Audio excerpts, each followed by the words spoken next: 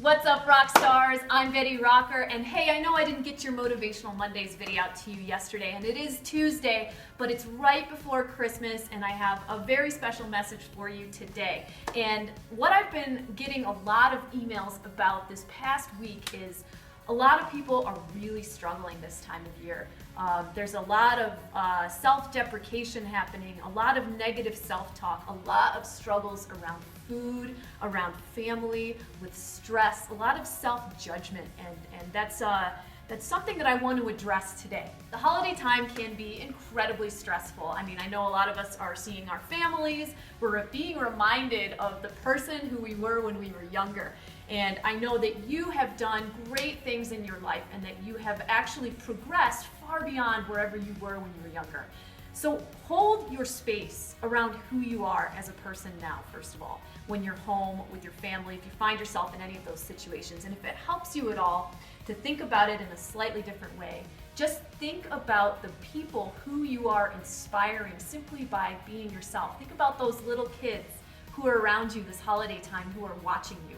Because kids pick up absolutely everything from us. They mirror our behavior, they model after us. So remember that you're setting an example in everything that you do, and try to be as patient and kind with yourself around everything that's going on this time of year as you would be with one of those little kids.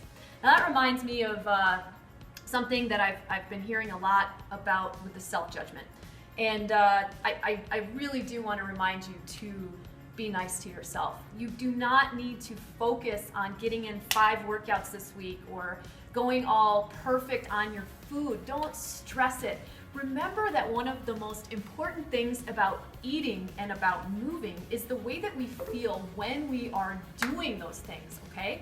And so if you are in a state of stress while you're eating Christmas dinner because you feel like it's gonna be terrible for you, or if you're in a state of stress because you can't get your workout in, you're actually gonna be doing more damage to your body than if you just relaxed and didn't do the workout, relaxed and just ate the special dinner that your family made. I mean, just try, if you can, to remember that this time of year is about joy and family, and take the pressure off of yourself to get everything perfect or to stick to some crazy routine. This is the time to take a step back, to relax, where we're all just going to have an opportunity to just chill out, have fun. And there are so many ways that you can get in exercise this time of year if you're worried about that, or if you want to be moving. One of my favorite ways is to go for a walk with family members after I'm done eating. It's really good for your digestive system. It's been shown, studies have shown that it actually helps you metabolize fat and digest your food more efficiently when you go for a walk after eating. So take that opportunity, if you have a heavy meal, to grab someone you haven't caught up with in a while and go for a walk. I know a lot of us end up at stores or traveling around to go to get things this time of the year. Park farther away than you normally do and walk to the store so that you have a little bit of extra walking time.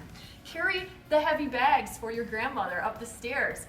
Play with the kids, make up games, carry backpacks around the neighborhood and put heavy water bottles in them and go on a scavenger hunt. I mean, there are so many ways that you can get your body in motion and moving this time of year without having to go for a run or start lifting weights or do a body weight workout. I mean, speaking of body weight workouts, if you're in need of a specific workout that you can do while you're home in a small space, use the blog.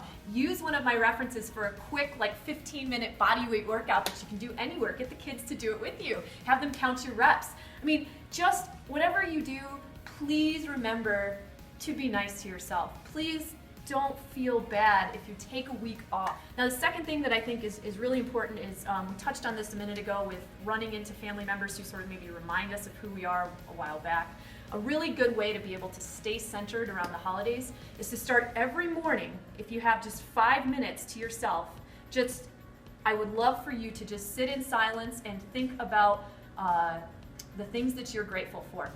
And this is a really nice practice to do daily. I do it daily. It's also a really nice practice to do around the holidays, especially when maybe you're in an unfamiliar situation, because it will bring you right back into yourself and allow you to feel more centered and remind you of all of the things that you do have to be grateful for, even if you find yourself in a slightly stressful situation.